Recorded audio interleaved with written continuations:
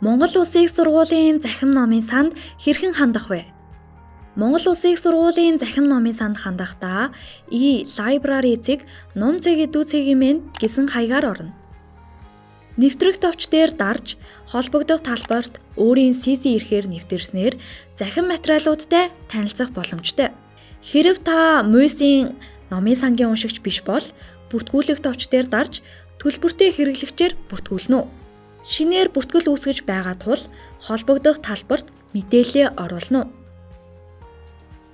Захим номын санг 1 хоног, 7 хоног эсвэл сараар ашиглах гэсэн сонголтоос сонгон идэвхжүүлнэ. Баталгаажуулалт хэсэгт зурган хэлбэрээр гарч ирэх тэмдэгтүүдийг оруулсны дараа бүртгүүлэх товч дээр дарна. Ингэснээр төлбөр төлөх цонх нээгдэх ба дараах сонголтуудаас өөрт тохирохыг сонгон төлбөр төлсний дараа төлбөр шалгах цонх дээр дарна. Таны бүртгэл амжилттай болсон тохиолдолд хэрэглэгчийн нэр болон нууц үгээ заавал хадгалж авна уу. Үүний дараа нэвтрэх товч дээр дарж системд дахин нэвтрэнэ. Мэдээллийн аюулгүй байдлыг хангах үүднээс та системд анх удаа нэвтэрсний дараа нууц үгээ заавал солих шаардлагатай. Хэрэглэгчийн нууц үг хамгийн багадаа 6 оронтой байхыг анхаарна уу. Нууц үг амжилттай хадгалагдсны дараа дахин нэвтэрснээр та Монгол Улсын их сургуулийн номын сангийн захиран материалтай танилцах боломжтой. Та үйлчилгээний хугацаагаа хэрэглэгчийн хэсэг рүү нэвтрэн сунгах боломжтой.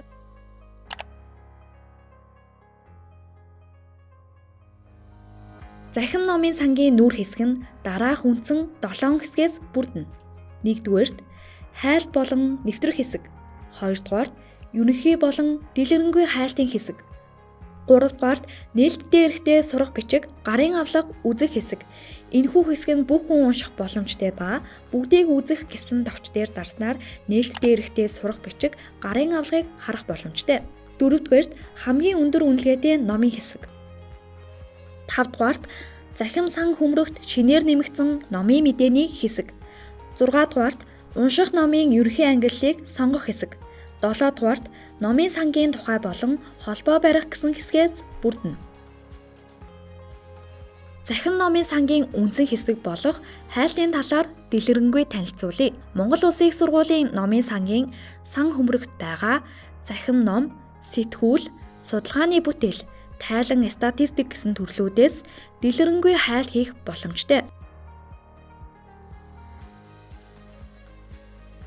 Хайлт хийхдээ номын нэр, зохиогч, ISBN, түлхүүр үг гэсэн сонголтоор хайх боломжтой.